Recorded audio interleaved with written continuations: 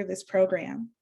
Our ASL interpreter for this evening is Jamie Holloway, and she will interpret the entire conversation taking place tonight. Without further ado, I am proud to introduce you to our moderator for this evening, Ryan Patrick Hooper.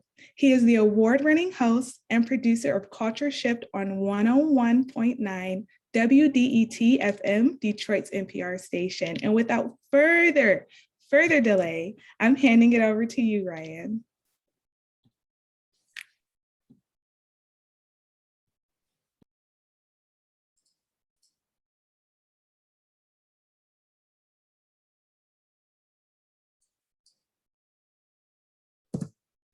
There we go. I've been able to unmute now. They have given me permission. Hi, I'm Ryan. Thank you so much to Ebony for that great introduction. Excited to be here. Real quickly, Culture Shift on WDET, weekdays 12 to 2. You can also listen to it on demand at WDET.org. Been around for over 5 years now and really trying to elevate and give a pedestal in the same way that Kresge does to the arts culture scene here in Detroit. I want to just set up kind of how it's going to work tonight and what I would really love from everyone that's here supporting this artist salon. We're going to have it set up. We'll introduce each one of our artists, starting out with Zigzag, who will have a presentation that really allows the artists in their own words to talk about their practice. And I've found it's been a really great way to stimulate the conversation that will follow, because it's all about showcasing and advancing our 2021 Kresge Artist Fellows and Gilda awardees and their creative practices. We'd love to be in person, but Zoom will have to do. So that presentation from each artist will be shared on your screen. And if you're experiencing any issues with your Zoom connection or the video isn't coming through for you, and can drop a link in the chat where you can view the video on your own and at the same time that it's actually playing via Zoom. So we will readmit you into the meeting if you need to drop off to personally view the presentation or anything like that. If you have any questions that come to mind while we're watching the presentation, feel free to put them in the chat. This is the third salon that we've done as part of this series, and the chat has been incredible, really positive, great questions have come out of the chat. So don't be shy about asserting yourself in that chat. If you do have a question for the artist, I will make sure that we get to it. Next, after we watch the video, we'll do a 10-minute moderated Q&A, and you'll be able to exchange ideas and perspectives. And then we'll do that same process all over with Solomon and B. Van Randall. So really, really looking forward to it. And now I get to welcome our first presenting artist, Zigzag Claiborne, to introduce themselves and get us going. Zigzag, how are you? I'm doing great. Thank you, Ryan. And good to be with all of my good people here in Detroit. I am Zigzag Claiborne. I'm a fiction writer. My pronouns are he, him. And one of the best things about being part of the whole Kresge and Cade experience is exposing myself to more of the art in Detroit, because we have a huge art scene, and no matter what discipline you're in, you can never, ever experience all of it. So I'm thrilled. Yeah, I totally agree. These have been illuminating for me as well. And it brings all these different pockets of the art scene together. Required reading for anyone that wants to get to know Zigzag a little bit more. The cover story Metro Times did on him was really fantastic. I recommend that people check that out. That cover story was fun. In the meantime, we're going to get to learn more about Zigzag right now, because we're going to watch his presentation. And then after that presentation, we are going to get into our Q&A. So let's go ahead and learn more about Zigzag Claiborne.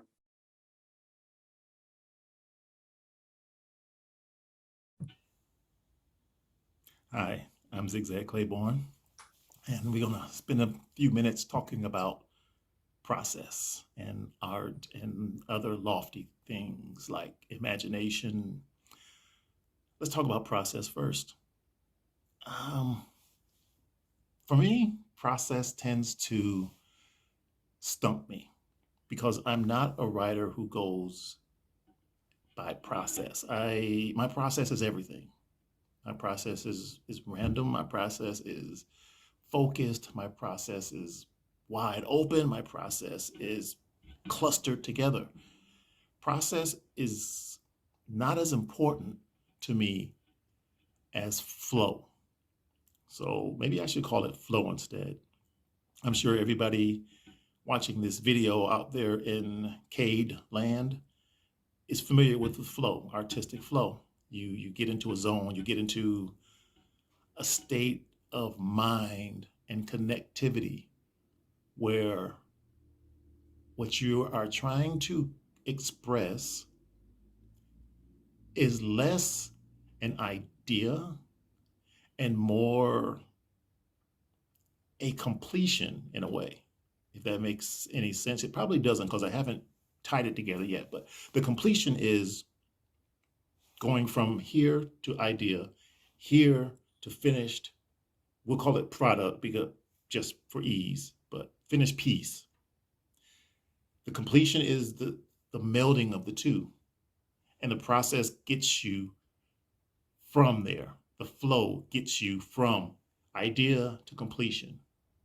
It is so in that way, there's never any one way of going about it. Like, for example, let's see if I can do this without it looking too odd.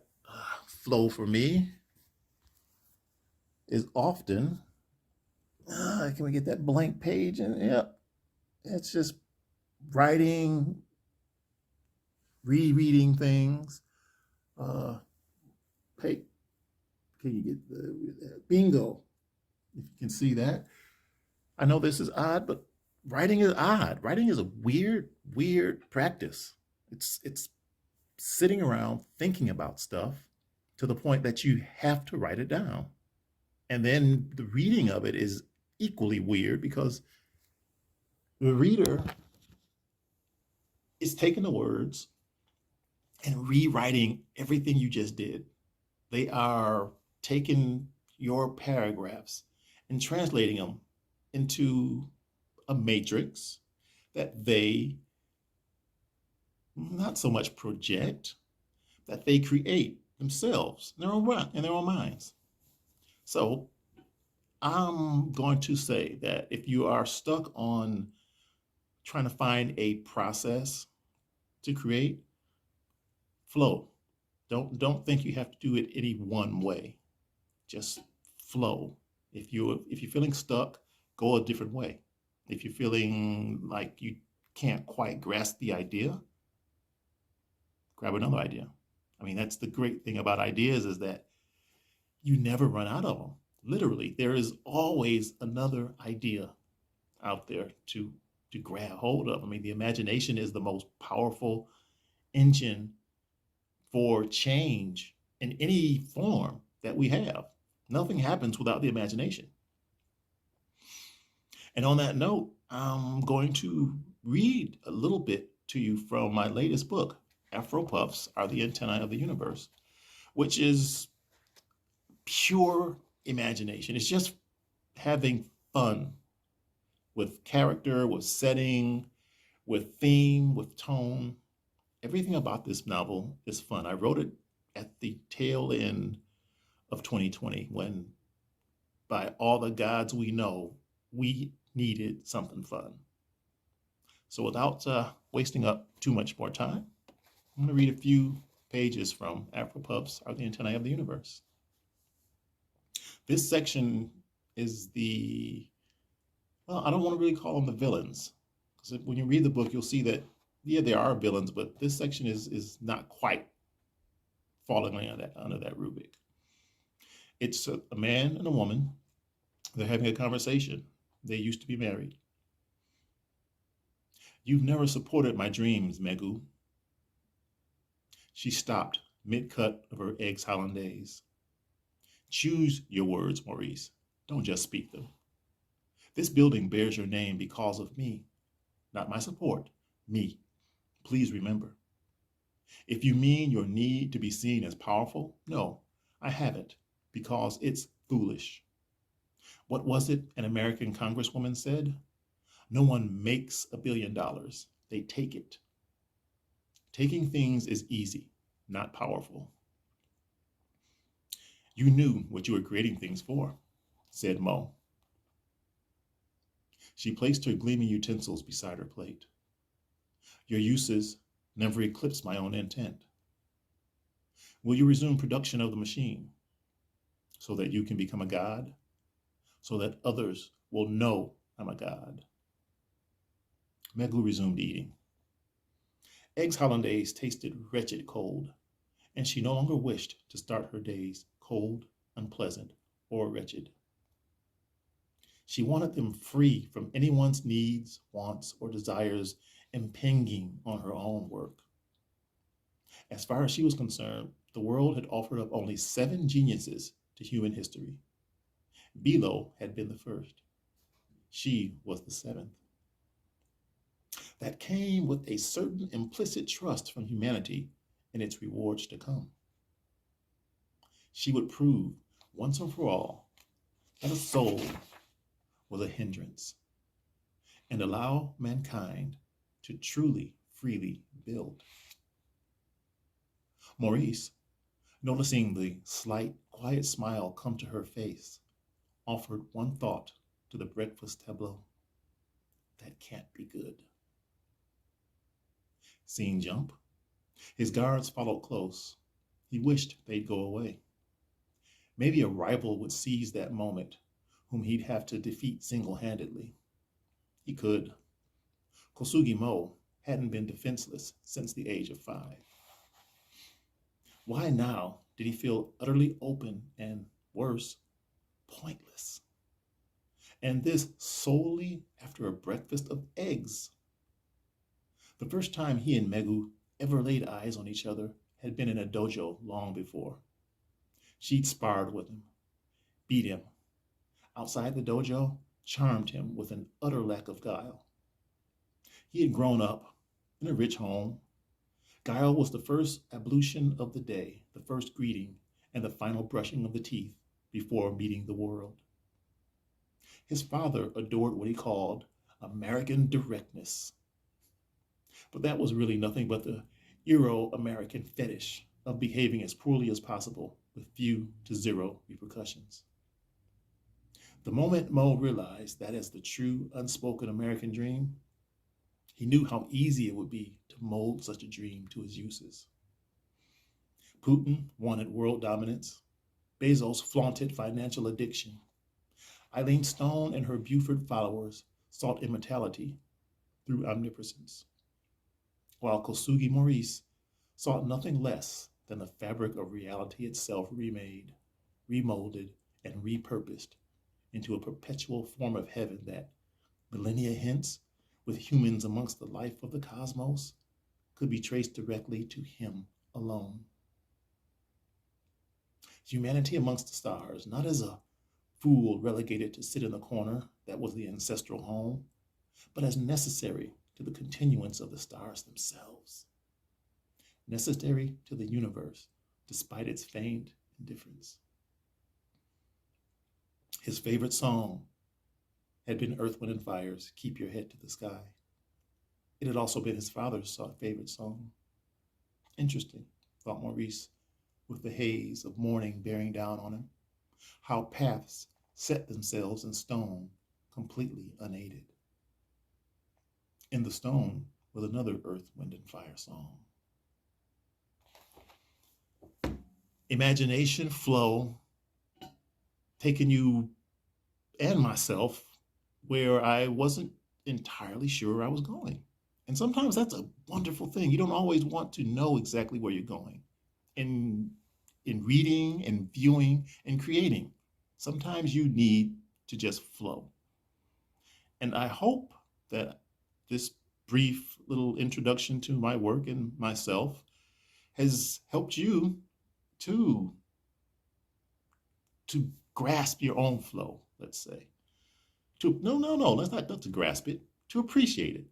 I hope it's helped you appreciate your flow because, again, there's nothing more powerful than the imagination that comes from you. And there's no greater gift than you giving that to everybody else. On behalf of the Kresge Foundation and the Kresge Arts of Detroit, this is Zigzag Claiborne saying, despite everything, create. Peace.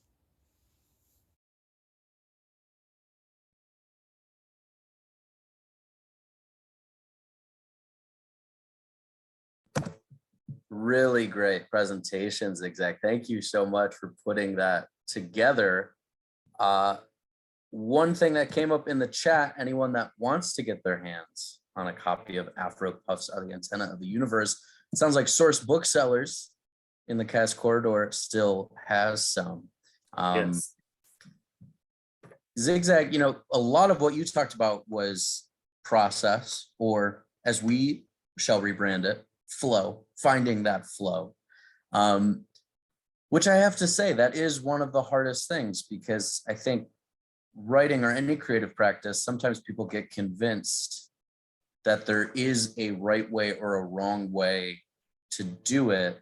And I'm curious what your own process was of figuring out that ability to let yourself kind of go in any direction, and realizing there isn't necessarily a formula that's already made for you. Well, when I started out writing, all the advice was write to market. It's every writing book out there always boiled down to write to market, know what your market is. And the older I got, I realized that the market had no idea what it wanted ever. And so all that advice about write to market was just garbage. That's when I realized when I write what comes from in here, it flows out a whole lot better. And yes, it has to be edited and tempered if I want it to sell. I can't just throw anything out there, because art is communication. And if I'm just babbling to myself, I need to keep that to myself. I have to be able to connect with readers in some way. So that's where flow comes in. If I can connect with my imagination and creativity in order to communicate something real, it translates a lot better than just trying to write something that will check this box and that box and that box, which a lot of people do like, checkmark fiction and checkmark movies. I mean, Marvel has made billions of dollars off of checkmark movies. But sometimes you want to just, it's almost like being at recess. You want to have fun and play and run. And I like readers to run and play with their own imaginations.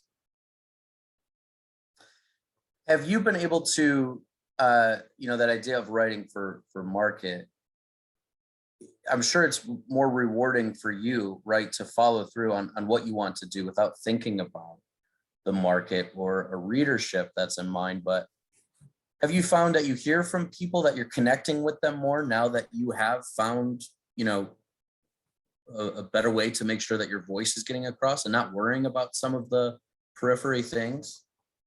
Most definitely found that. I mean, I get an email maybe once a week from somebody who just happened to run across this cover, and they read it and they'll tell me that something in it did something for them. I don't want to say change them, because people change themselves, but something in it helped them to see something.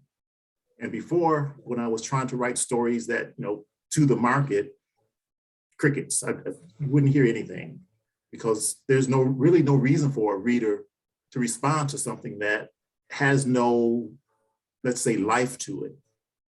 And I know that sounds harsh, but there's a lot of writing out there, a lot of art period, that really has no life to it. And to me, that gives the artist and the person receiving that art, it does a disservice to them. I have a question here that I want to get out of the chat. And again, everyone that's here, feel free to put questions into the chat. I believe it's Nia. What are your tools that help you get into that flow state? Is there any sort of advice or things you've learned that maybe we could pass along to others here tonight? The biggest tool in my toolbox for that is emotion. Feeling something, because most of my stories or novels, they start with a feeling. And once I get that feeling, the soul of the story comes out. Without the soul of the story, I'm just spinning my wheels. I'm also curious, is there a way to, a way that you've found to connect with your audience during the pandemic? One thing, reading that Metro Times cover story is that you've been out and about at conventions and a presence, right? And that's sort of been taken away a little bit with the pandemic. So I'm curious, have you found other ways or new ways to communicate with your audience during this time? I have, the good thing about this pandemic, if we can say a good thing, is that it happened during a time when our technology allows us to be everywhere from our homes, just like now. So I would do readings on Facebook, just random readings, pop-up readings. I would record me singing Prince songs and put that up on SoundCloud. It was, when the pandemic hit, it was a perfect time to just do things. Goofy things, profound things, anything, just do it and send it out into the world like a message in a bottle and let somebody find it. So I haven't done that in a while because things have just been so hectic lately, but I do plan to do some more Prince songs and put them up eventually. I love that. I'm going to get another question out of the chat here in a second, but I do want to ask you a little bit more about this idea of marketability that we've kind of stumbled upon, because I think it's an important one. I'm curious with this book, was this a self-published title that you put together, Afro Puffs? Yes, it was. I mean, I put together a local publishing house, Obsidian Sky Books, with the intention of branching it out, bringing in more publishers. But this one I did on my own. The cover artist was a buddy of mine, and we just said, let's put together something that, if you were to put it on a bookstore shelf, you could not tell the difference between this and something from Simon & Schuster or anybody else. And so that was the whole mission behind Afro Puffs, is to let's put something out there that's going to blow everything out of the water and let them know this is from Detroit. This is what we do here. And that kind of came up in the conversation before we started with Bevan and you talking about how some of the stigma around self-publishing isn't the same anymore. And the idea of putting out your own title gives you freedom and creative freedom, and also creative control over that market. Can you talk a little bit about the advantages of starting your own publishing house and putting it out yourself? One of the biggest advantages is turnaround time, speed.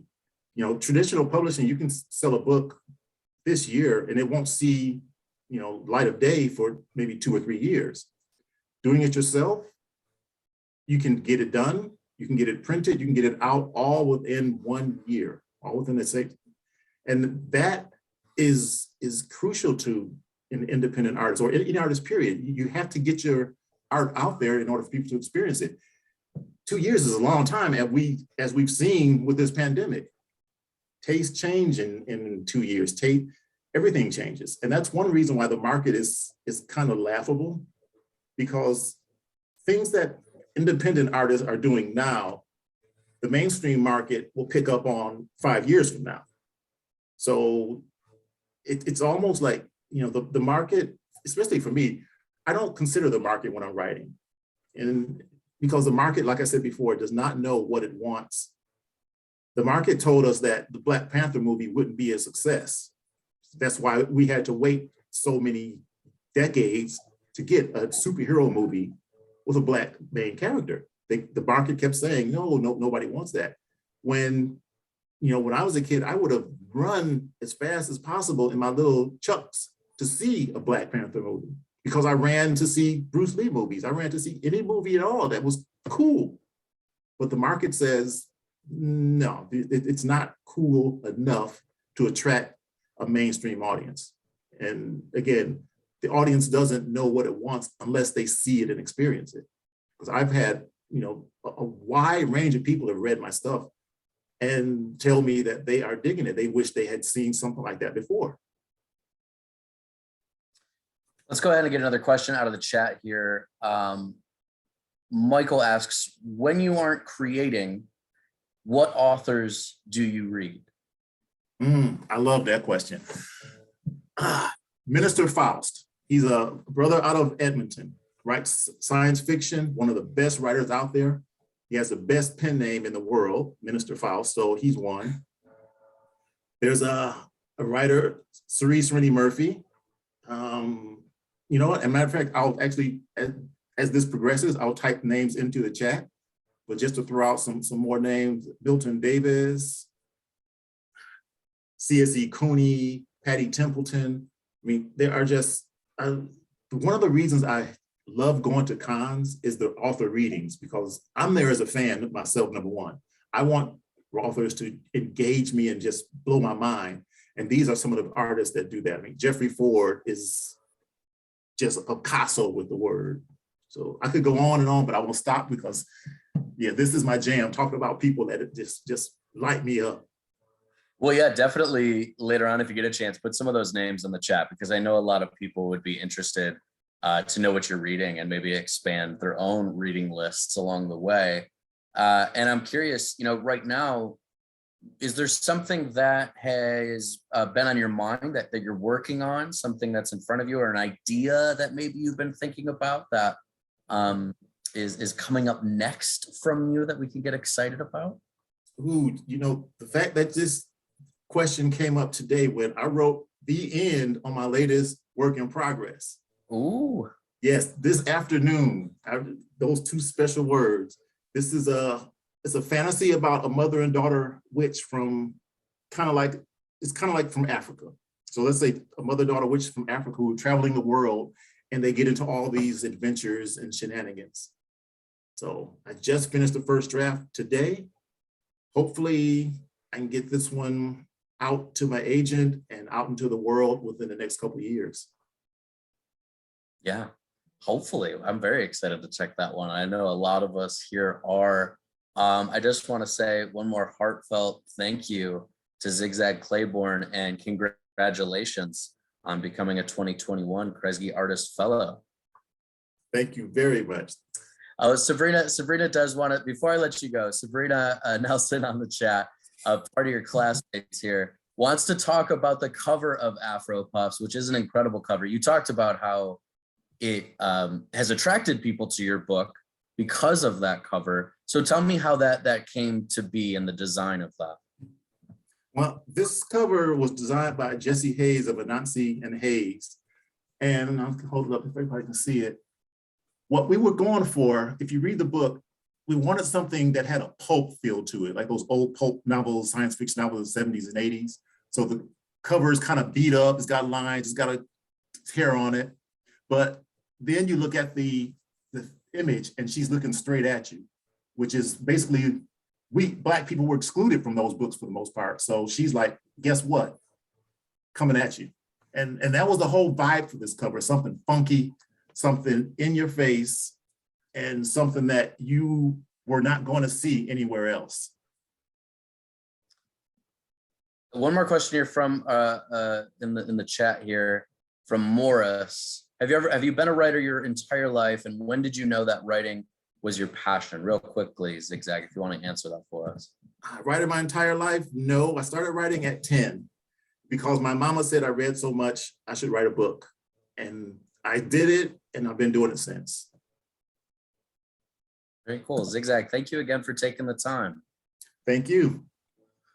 And it kind of works as a perfect segue as we're talking about the power of a well-illustrated cover to capture the attention of the mind, because our next guest does that quite well. His name is Solomon Johnson.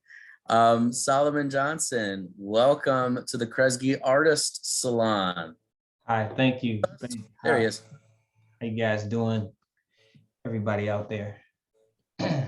Pleasure to have you. I hope we can get a link to see some of Solomon's work in the chat so people can really visualize what he does.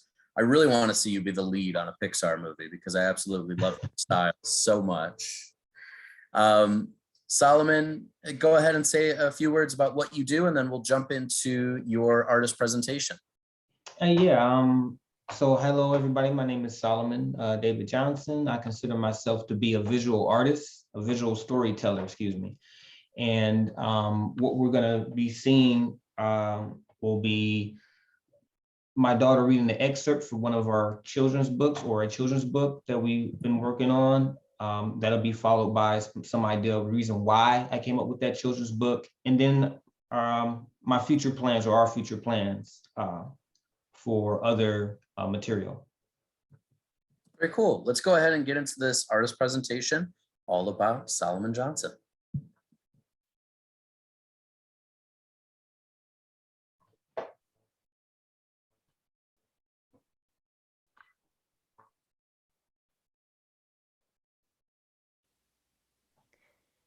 Princess smiles. Do you know what I am thinking, Daddy? What are you thinking, Princess? The animals may be lost, and the train is taking them home.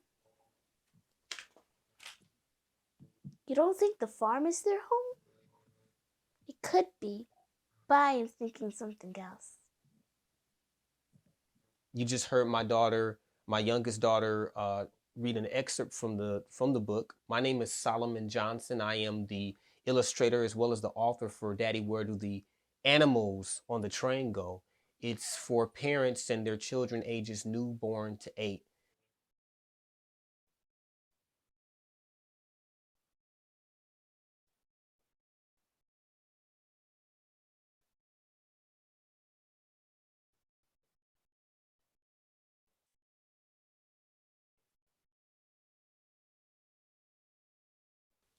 One of the things that, in particular, dealing with Daddy, Where Do the Animals on the Train Go, is I was tired of not seeing more positive images of African descent. And I was tired of hearing about how fathers don't love their children.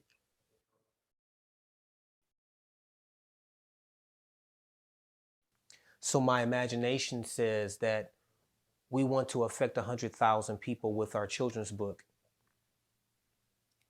We want to do this because we want to change people's internal dialogue, the self-image that may not be helping them. And we want to help show them a better side of themselves. I have been studying or have studied self-awareness for some time, and I can see how it can impact you to change your life from negative to positive. And then you can start becoming a self-actualizing person where you see that things don't just happen to you, but you can actually take control. You may not be able to control other people, but you can take control of who you are and what you think and impact life so that you can contribute to life. And when you see that, when you're able to contribute to life, when you're able to change things, then you see that life is not all that bad. What would happen if not just one, not just two, not just 200, 2,000, but all of the African descendants were able to see themselves in a better light? Then we can impact this world for better. We will contribute to humanity, and we will contribute to Mother Earth.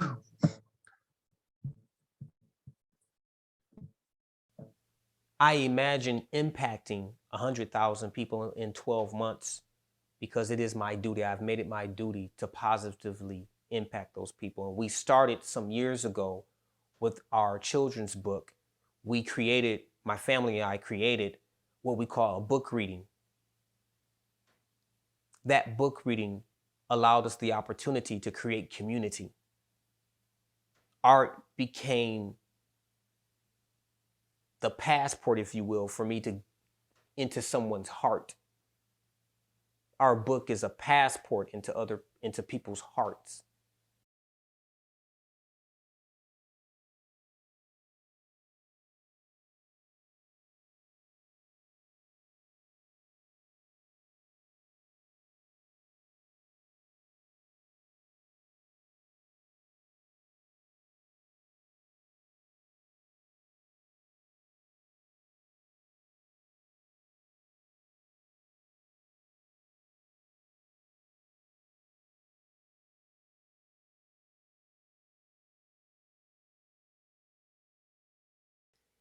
I've always wanted to tell a story through moving images. And since this is narrative, since this is storytelling, last year, that's what we did. And when I was growing up, there were the three bears, I like to call them. There was Henson, Spielberg, and Lucas. And so in the vein of Close Encounters of the Third Kind and The Goonies by Richard Donner, we developed our own 8-minute movie. It's called In Search of My Aunt. My daughters star in it, plus my wife.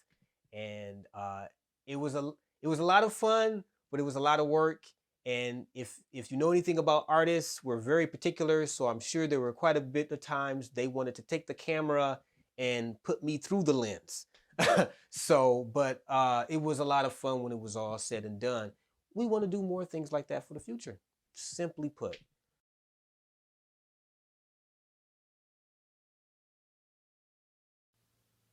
We are going to contract out 1 to 2 artists. I've set the visual standard for Daddy, Where Do the Animals on the Train Go? I am confident that that blueprint will help the incoming artists.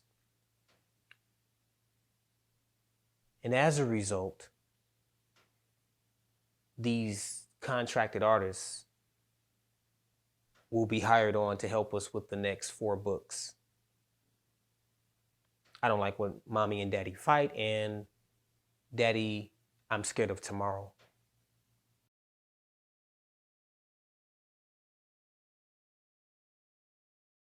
I'm writing a story that's analyzing white supremacy, the idea of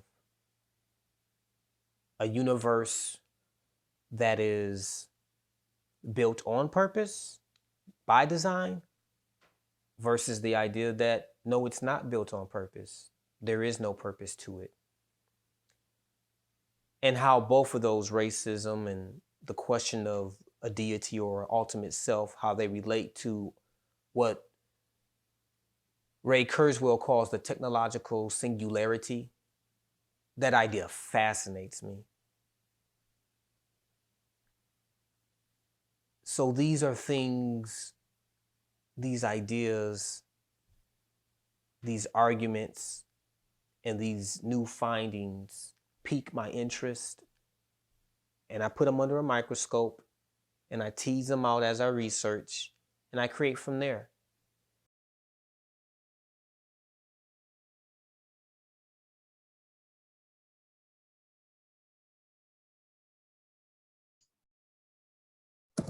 Solomon, thank you so much for sharing that. And I really hope your daughter, Princess Melanie, does the reading of that book when it comes out, because she did a great job. Thank you. Better than me. Real quickly, you said something so powerful in your presentation. Art is a passport into other people's hearts. That really stuck with me. That's such a powerful sentiment, such a personal one too.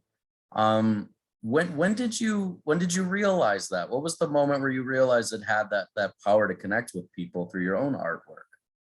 I guess I would say, actually, it's aside from art.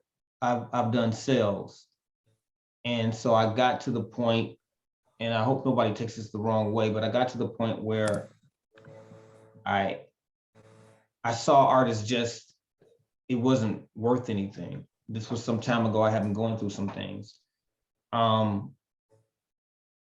always wanted to get back to it. And also coupled with the fact that I have when you want to meet, when you want to talk to strangers, it's kind of hard.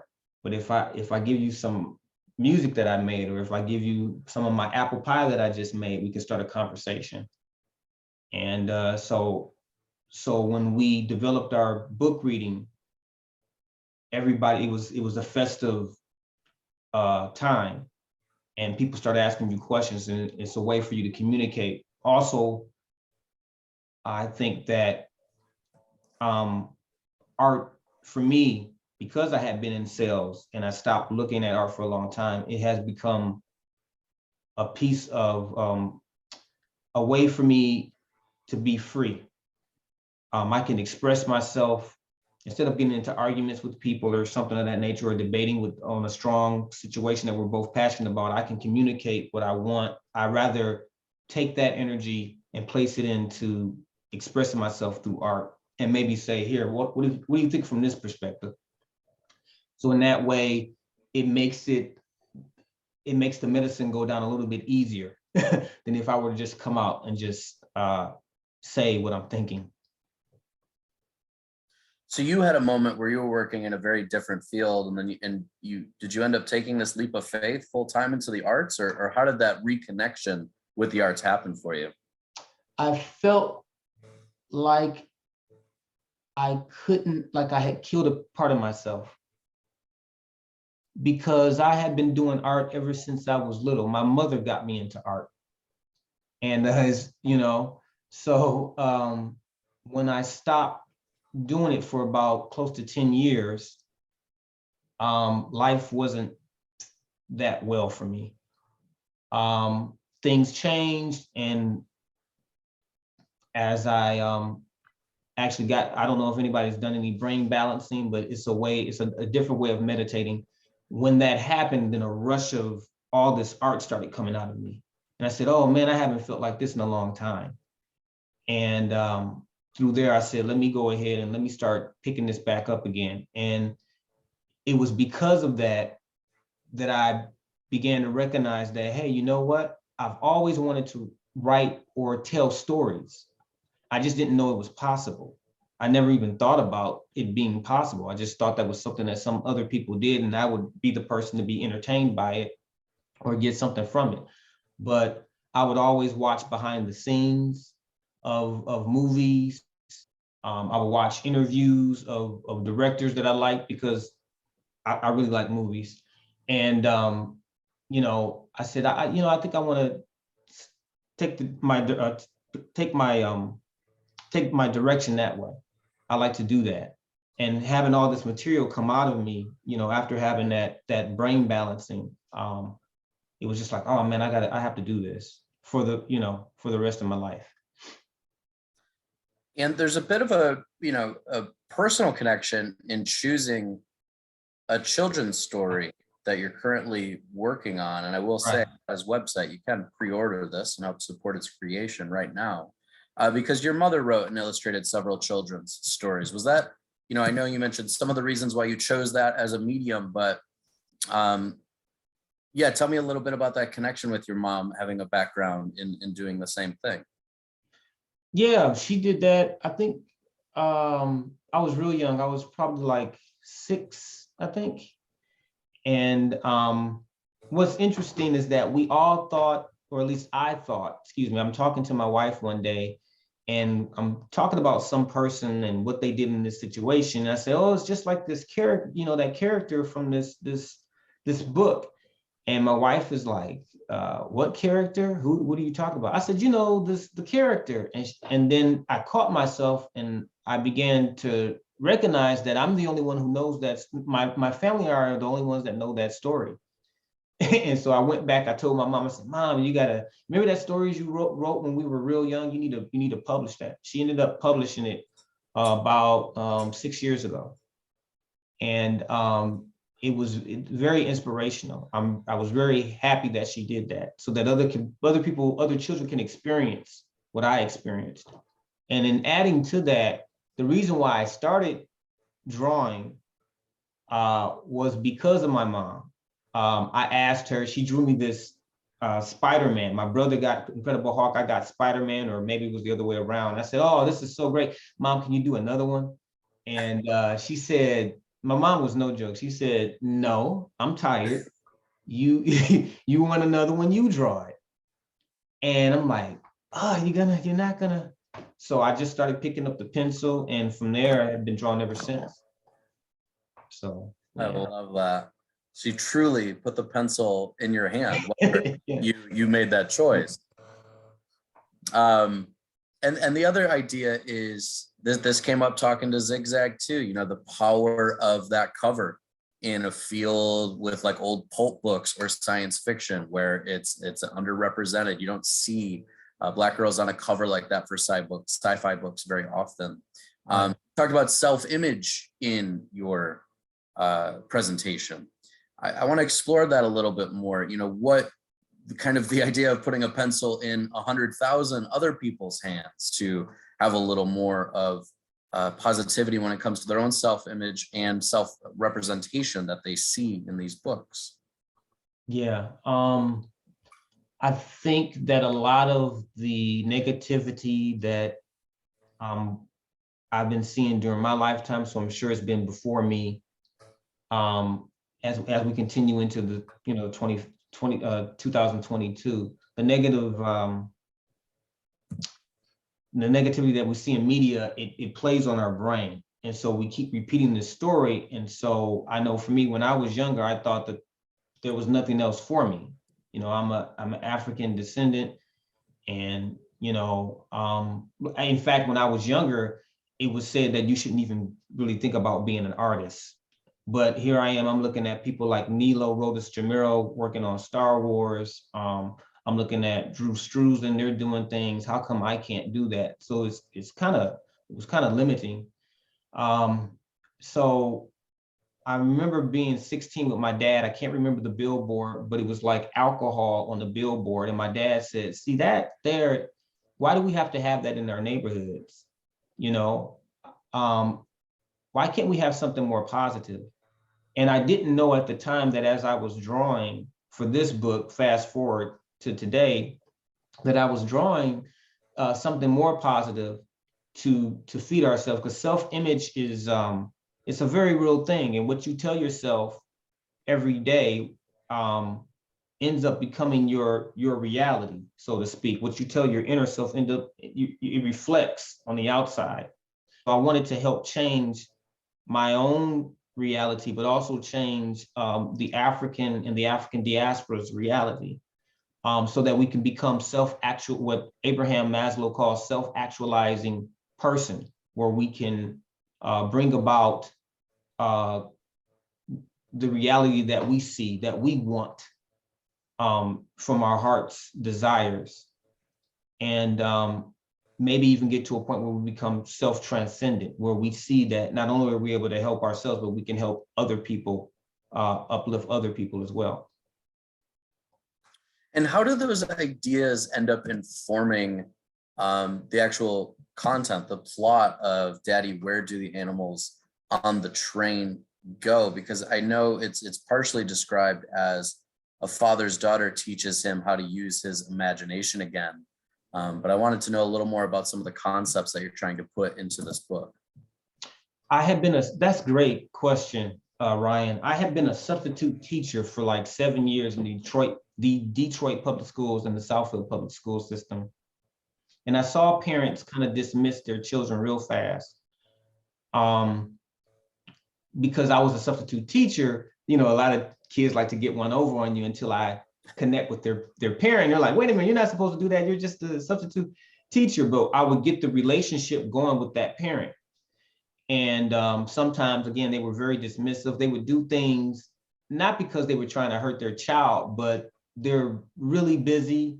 And a lot of these parents were very young. They didn't know how to express themselves.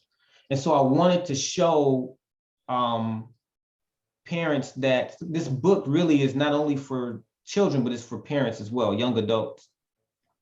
That's why it says from ages newborn to 8, And so I take a story that actually happened in my own life, where I was dismissive to my own child. But what I did was, in order to answer her question, Daddy, where do the animals on the train go? I decided weeks later that I would answer that question in art, in a book form.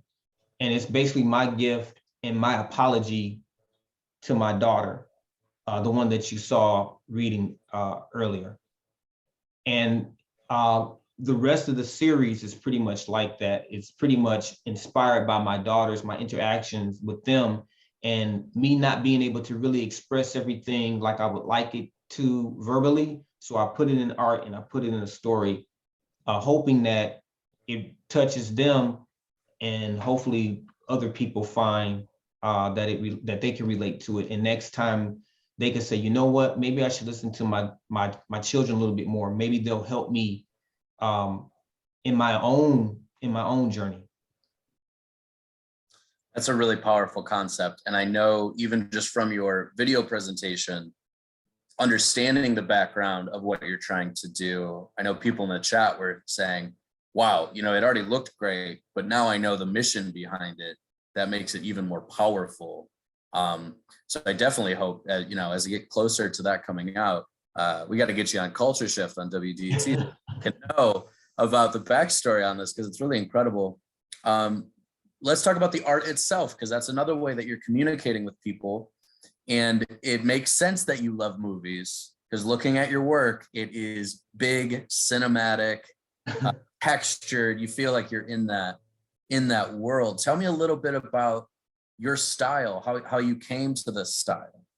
I wouldn't call it a style as much as I would call it a method that I'm using, but I wanted to make it feel like a child could pick up their pen and paper or paint and do the brush strokes. So some of the brush strokes are very, well, that's what it is. You see some of the mistakes or what have you, and I'll just let it be. Other times I can't help myself. I get really tight and, start getting in there and getting really detailed.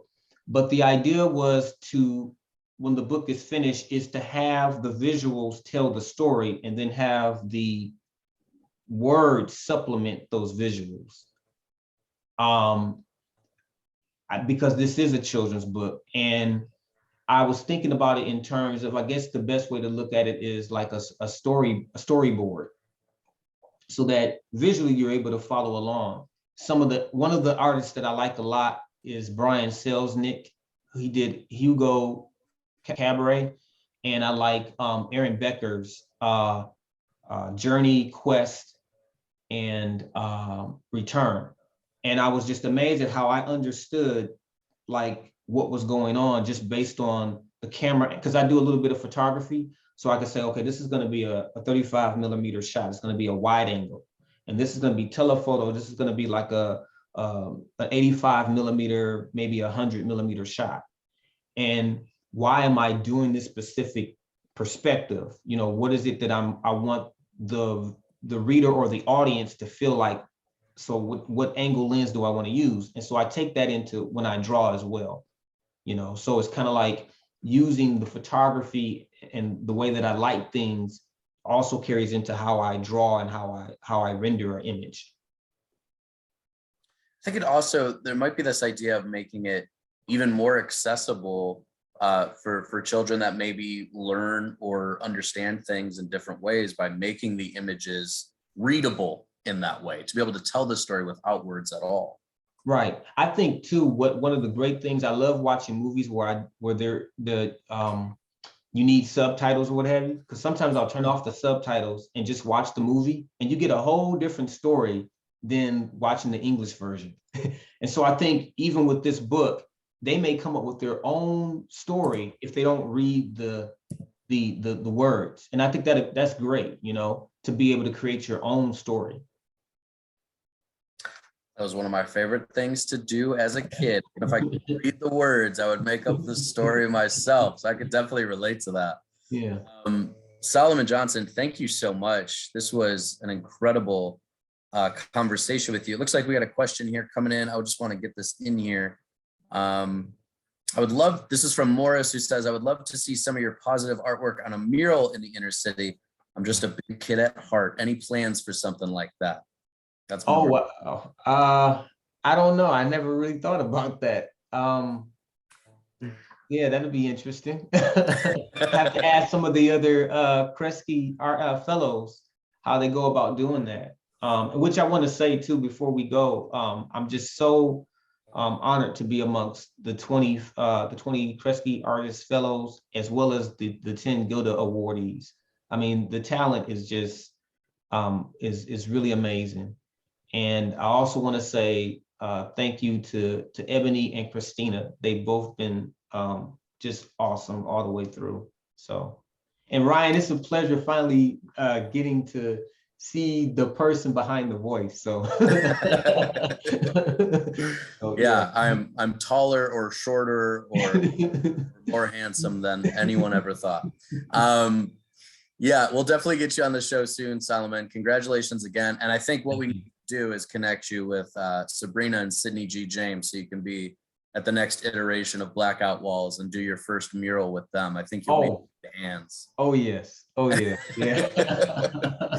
So Solomon Johnson, thank you again. We're going to drop the link to some of his artwork so you can see it. And also, I will go ahead and plug it for him. If you go to placeswegowithmedia.com, you can pre-order his book, Daddy, Where Do the Animals on the Train Go? Because I know a lot of people are interested in that. I'm sure we can get that link dropped in the chat too. Great way to support that creative craft is to go ahead and get your hands on one before it even comes out. So Solomon, thank you again. Appreciate you. So we have another artist with us. That's right. We have a trio of incredible artists who entrepreneurship kind of runs through might be a common thread between all of them. And we're excited to welcome our closing artist for this salon, none other than B. Van Randall. Welcome to the Salon stage. Hey, Ryan. Thanks for having me. I'm excited, man. A pleasure to have you. We're going to get into your presentation here in a second, but real quickly, just, set the stage, introduce yourself and your practice. Well, yeah, my name is B. Van Randall. I am the founder of the Detroit-based company called Verse Comics Entertainment. These days we go by Verse Entertainment. We've broadened our horizon because we're getting into film and screenplays now. But Verse Comics is still a subsidiary of, under the umbrella. Been doing comic books now since 2015. I was always into film, studied it in college. My forte was really screenwriting, and comic books, graphic novels sort of gave me a way to be able to share those stories with people and give them that visual element without having to turn it fully into a full film. As you know, films, TV shows, the budgets can be just very, very, overwhelming. So the next best thing was comic books, graphic novels sort of acted as a storyboard, and met a really good partner who took a chance on me and believed in the crap that I was saying back then. And we've been, winning ever since. So just really excited to be here and just share this video that we worked on. My son actually and I worked on. Oh, fantastic. Yeah. So let's go ahead and learn more about B. Van Randall with this video, and then we'll do our Q&A right after that. So today I decided to take this time to show everybody around the studio, my at-home studio, on where I do most of my writing and creating. My comic books, graphic novels, screenplays, stage plays. It's a small little quaint spot in my house. Reminds me a lot of the coffee shop. I prefer to go to the coffee shop if I can. Something about the environment there, the people, the smells, being able to stimulate those senses. I usually wear headphones, kind of like what I'm wearing now, to block out the sound, because the sound can be a little bit distracting, but the smells and the people inspire ideas for stories. That and music, writing the music always inspires different ideas for stories. I think the best thing for me to talk about in this salon is why I do what it is that I do. Why do I write? Why did I become a writer? I can remember since I was a very, very young child, having a very vivid imagination, always dreaming, always thinking of different story ideas, just really a very overactive imagination. So writing just came natural, like ideas and stories. I think back then though, the motivation for wanting to be a writer was different. And things have changed for me. Now, as an adult, having lived 4 decades on this planet, my motivations for writing and creating have changed. One of the things that I know about being a writer or being a wordsmith, a master of words, is that writers help to create realities. It's really the words that help to create worlds. And right now, the way and how our world is has been at the command of someone else. Someone else's ideas, someone else's dream, someone else's words that created our reality. And how we view ourselves, what we think about ourselves, our identities are all rooted in the imagination and the words of someone else, these other storytellers.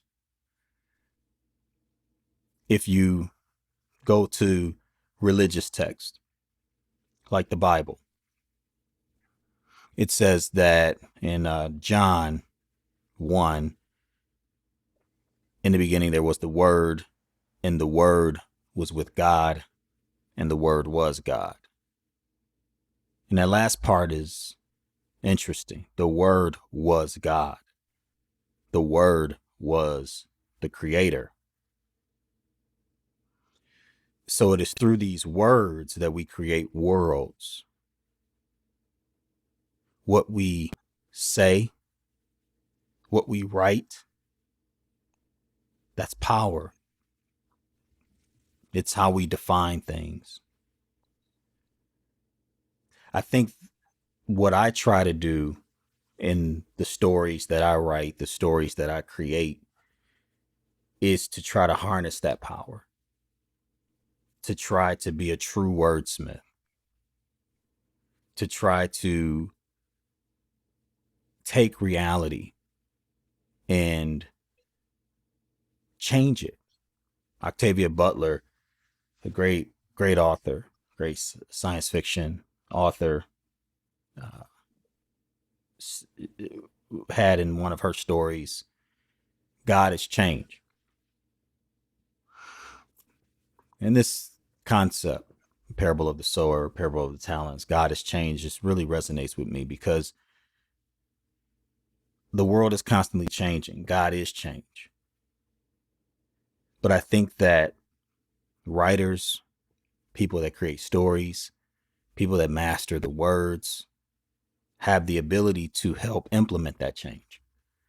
And you think about the attributes, how you view yourself, the things that you view about yourself, what you think you are. It was all told to you by someone else. Someone else gave you that reality. You didn't choose to be black. You didn't choose to be white. From the moment I was born, someone told me, you're a black man. Now, what does that mean? Well, if we know that words have power, we have to go back and look at what that word means. We have to go to the dictionary. We have to learn how to study the lexicon, the tool of the writer. This is why I love doing what I do. Writing these stories, creating these stories. I get a chance to create worlds. I get a chance to challenge the current reality, to break the spell. Because using words is exactly how you cast spells. The magic is in the words. Think about it. All of your favorite magicians, from Harry Potter, and if you're a fan of Aladdin, Jafar, any sorcery, any magicians or magic people, they don't just do magic, right?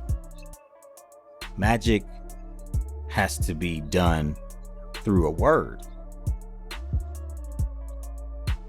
with intent or an action. And that's how we can magically change our reality. We can get past petty differences through stories.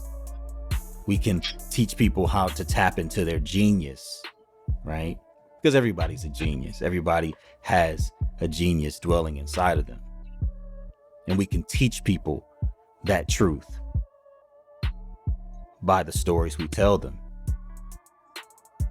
by the words we write, and by the words we speak. This is why I love doing what I do.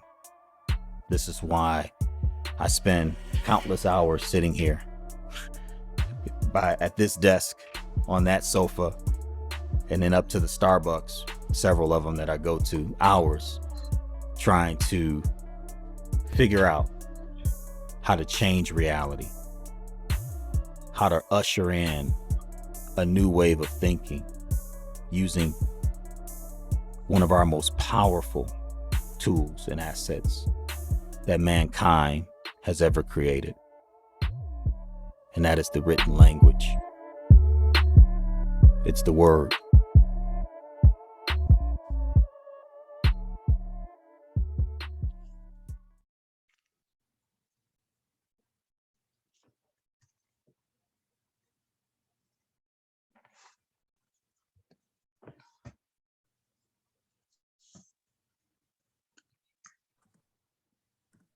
There we go. Okay, I am unmuted. I am back. B-Van, that really fantastic presentation. Thank you for putting that together. I Pleasure. personally enjoyed the Earth Sea reference. Yes. Appreciate that. Octavia Butler, which her work's being turned into an opera this spring via UMS here in Ann Arbor. Excited to check that out. Anyway, that's a subplot. B-Van, thank you so much for putting that together. No problem.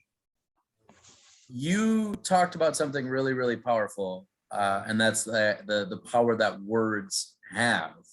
And as a starting point, I have to ask you, when did you realize that power as a writer and a creative, because you work in a lot of different mediums? When did you learn that power of the word for yourself personally?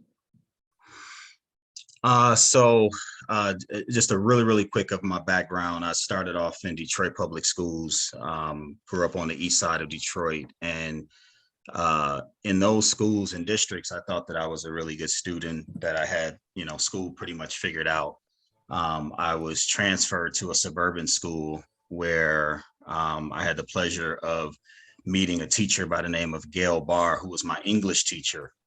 And Gail Barr he had me stand up in front of the class one day after class, which I thought was really weird. Everybody else had left, and he told me to go up there, and he just told me to talk.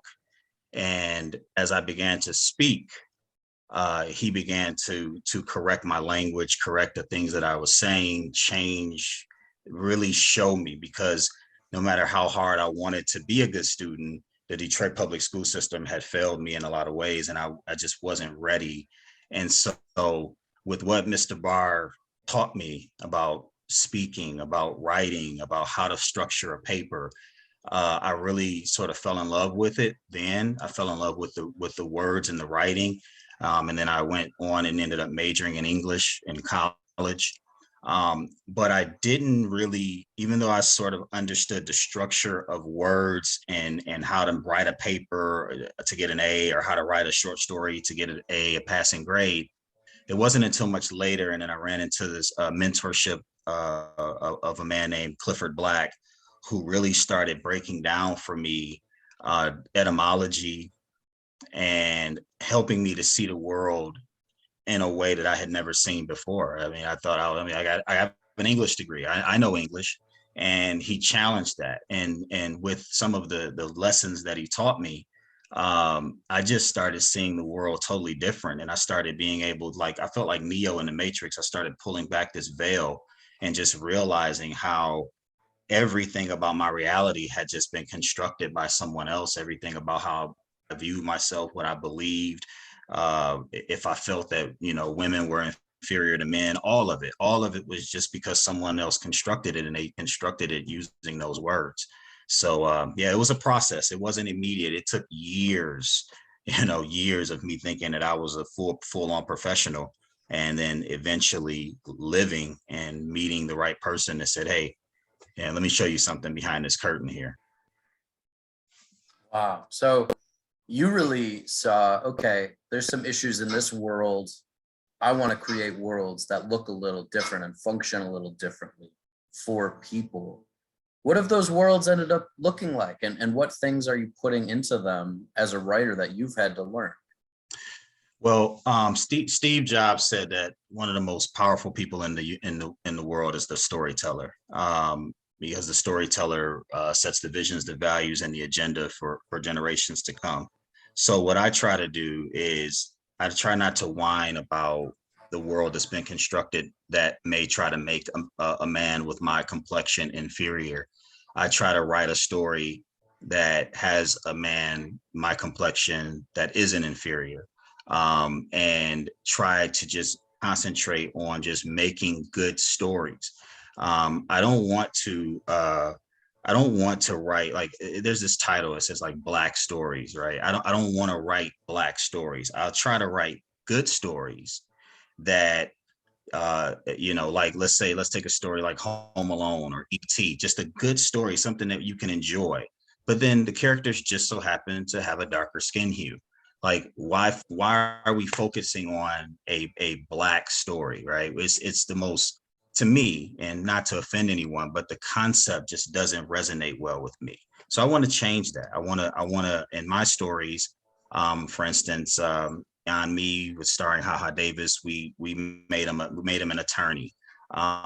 It was just a choice that I did when I partner with some of these people to do comic books. I try to put them in career fields that is completely different than what they do in real life. And a lawyer just seemed like a great career field for me. Seeing him as a lawyer throughout that book, seeing his colleagues as lawyers, seeing them in their lawyer settings in courtrooms, they're just lawyers that happen to have brown skin, right? It's not really just making it about them being, so-called Black people. That's not the focus. And that's what I try to do with everything. Like, if I create a character that happens to be LGBTQ, that's not the focus of who they are. The focus is their character, what they're going through in that story, and they just so happen to have this in their life. They just so happen to be, gay or lesbian. Like, why is that the main focus of it? It doesn't have to be. So that's what I try to do, is change that in the stories that I write. Just write a great story. And if the lead happens to be a brown skinned person, fine. If the lead happens to be a lesbian woman, great. But that's not focus. Right. It's the idea of, it's a romantic comedy, not a Black romantic comedy. Why does that have to go before the title of the genre, right? It doesn't necessarily make sense. And one thing that you're kind of bringing up is increased visibility and representation in comics, film, whatever mediums. We're seeing that sometimes the stories aren't necessarily, it's almost like a quality control thing, where it's like, okay, we want to tell these stories, we want to tell them honestly about an experience, but it doesn't have to be this forced perspective on it that doesn't really feel very genuine and feels kind of just going over the motions. Is that something that you're kind of looking at as well? Absolutely. I mean, if you look around you, like, we're all living the same exact experiences, right? Like, most people that are married, most people that have children are dealing with the same shit. Excuse my language, but we're all dealing with the same exact everything. If you're dating someone, typically there's not any variation of how dating goes. It's usually the same. So if you tell a dating story and you just make the characters of a different skin hue, just focus on writing a great story, focus on making a beginning, middle, and end that people can resonate with, that people can connect to. Don't try to be, what I find in the community of comic book writers and graphic novel writers that, are people that I'm relative to, is that I think they go a little bit too hard on trying to make it a Black story. And I think that you're right. I think that sometimes that may kill the quality. What I tell people all the time is just write, man. Like Zigzag was saying earlier, just flow. Write a story from your experiences. Trust me, people, what you lived, people have experienced and they'll understand and they'll connect with more than you think. And if you just focus on that, and then if you want to make your characters alternative at that point, that's fine. But don't dive in it and make that your guiding light, because it comes off as a little bit too pushy, a little bit too inauthentic. And it's just, to me, it's not how we should be structuring these stories. Really appreciate that. One thing we're kind of balancing is creative process in this conversation, mediums that we choose, but also logistics and how we get our work out there. And I appreciate that about these conversations at the Artist Salon. I bring that up because Anne has a question that is more on the logistic and reality of making work happen side. They say, how much of your time is creating and how much of it is marketing and distribution? So that in the beginning, I would probably say 70 to 80% of the time was creating. But as we're getting a little bit more notoriety, as we're getting linked with people, and our company is getting a lot more exposure, the demand for distribution is becoming greater, and to the point where now we're starting to look at fulfillment companies to handle that for us, because and that was we always knew it would get there. The idea was, in the beginning, we'll package, we'll ship, we can drop ship ourselves. But then when the load gets a little bit too big to handle, then we have to just start looking for distribution centers, fulfillment centers, and just pay them a percentage. So I'm trying and to keep most of my focus on the creative aspect of it. I do find myself now, as I'm finding that I'm often negotiating a lot of different deals and I'm doing a lot of traveling, all these different appearances and things. I do find that I'm pretty much split down the middle. And now, as things have picked up, I have to be more intentional with my time to say, like, no, I have to schedule, I have to sit down and actually write. And I was Zigzag and I was we're discussing that before this started. That is something that I just really, really do not like. But it's entrepreneurship, right? You're out here marketing, you're out here posting all the time. So you have to schedule everything. And now I'm finding that I'm having to actually schedule my writing time, because if I don't, I'll get so caught up in the business side of it that I'll go 3-4 days and I haven't even really written anything. And that's just not healthy as a writer.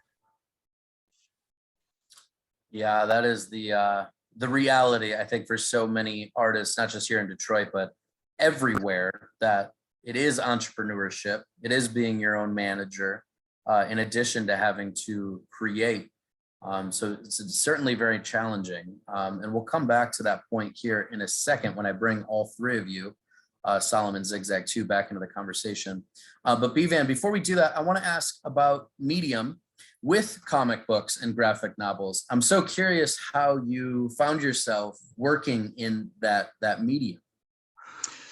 So I've always been a lover of comic books and graphic novels ever since I was a little kid. Funny story, my parents wouldn't buy them for me. So growing up, I never owned one. But the way I got into loving comic books was, it's kind of sad, but it's kind of interesting too, because my mom was very sick. When I was growing up, she was very ill throughout my entire childhood. And so she had a lot of medications that she had to get prescribed. So we spent a lot of time in pharmacies waiting on prescriptions to be filled.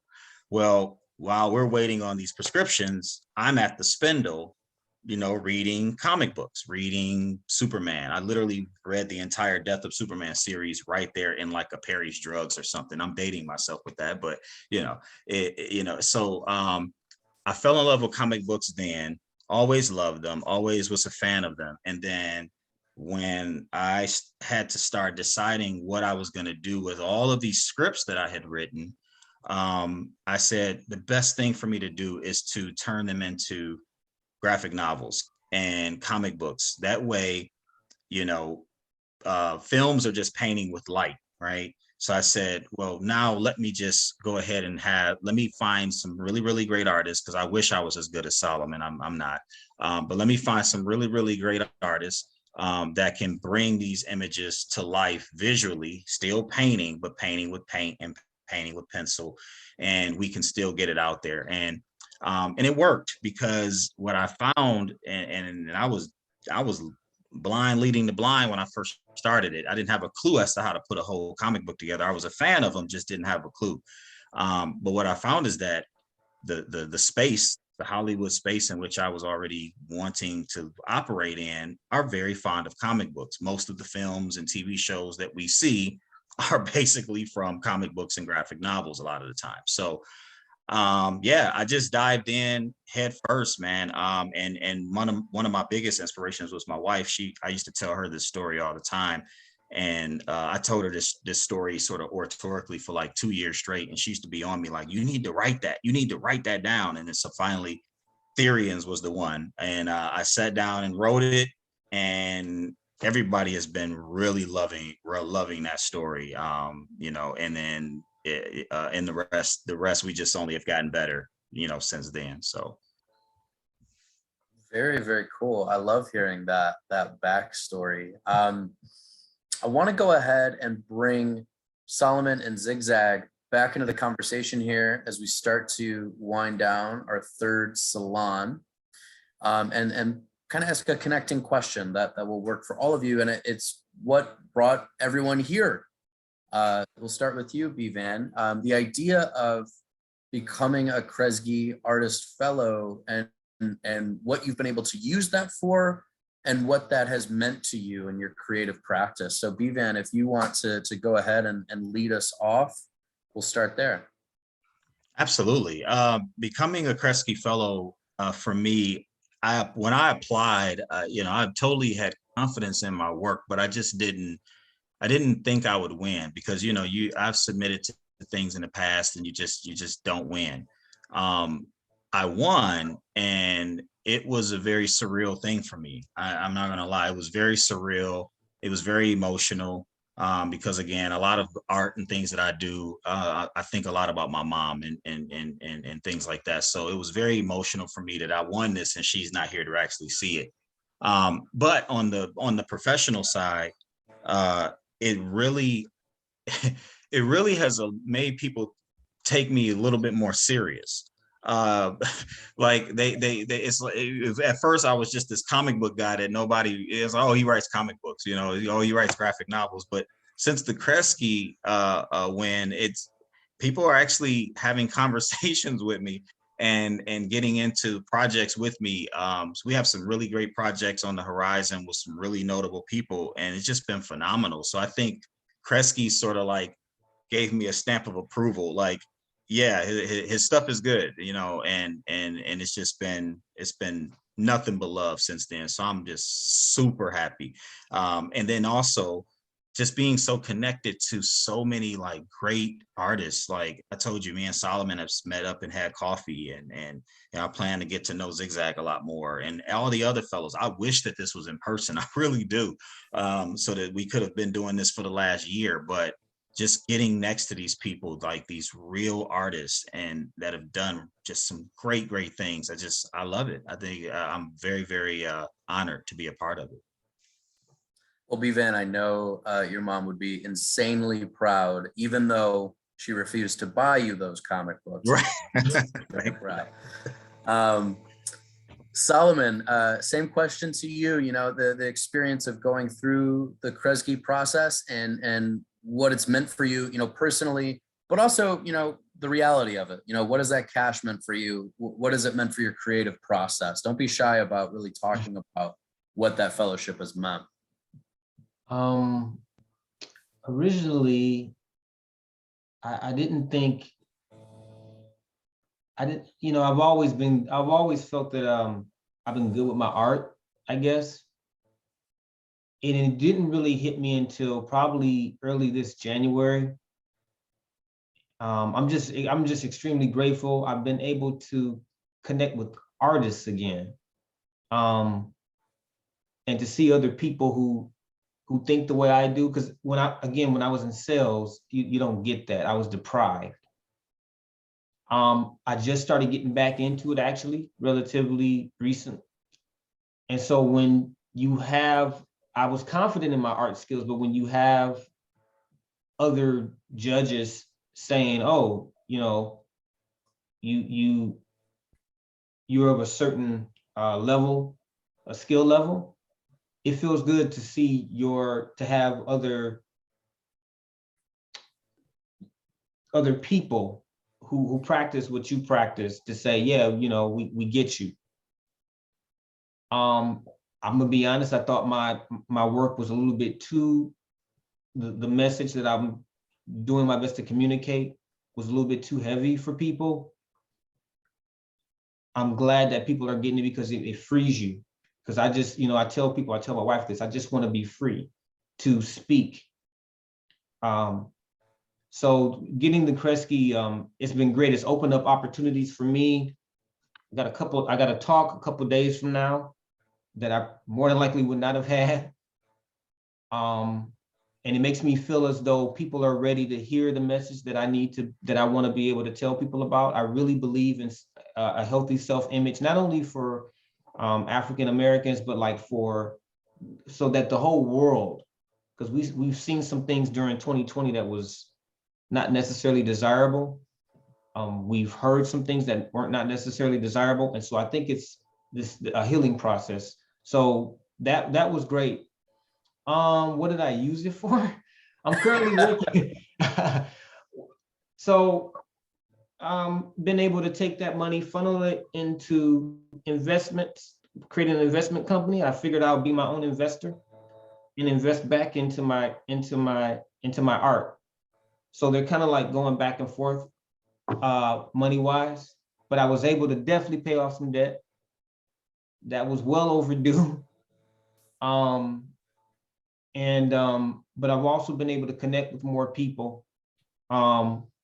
Just, you know, the workshop that Kresge has for their artists is just awesome. I don't mean to take up so much time, but it's so much coming into when you ask that question, there's so much coming in right now. So I'm trying to make sure that I pick what I can. But yeah, it's been Kresge art in Detroit has been great. It has. I think everybody here can say that. It's been great. Oh, yeah. Christina, Lego Shield, if you guys don't have it, definitely get it, because that's awesome too. So every artist needs to have their legal support. I appreciate that, Solomon, very much. Now, Zigzag, you are landing this plane, or should I say spaceship. There we go. To wrap up the Kresge Artist Salon here tonight. Tell me a little bit about your experience with the process and what that's meant for you. The greatest benefit to me, and I'm sure this is, you know, can be echoed by every artist who has ever gotten this award, is feeling like you've got a cushion. You know, all artists need is time to do the art. And just like everybody else who's running around doing 5 things at once on top of doing a job, sometimes you need a cushion. So this award granted me enough of a cushion to, you know, pay off some of the wolves at the door so that I don't have to worry about, you know, this, that, and the other. And I can actually think about the art. There's no greater prize than that, giving me the time to think about the art. And I grew up, you know, just like the B-Man was saying, I grew up with a mama that, you know, she was one of those that turned $1 out of 15 cents. So I know the value of having time to decompress and not feel like you're just running to stand still. And this award has done that for me in a major way.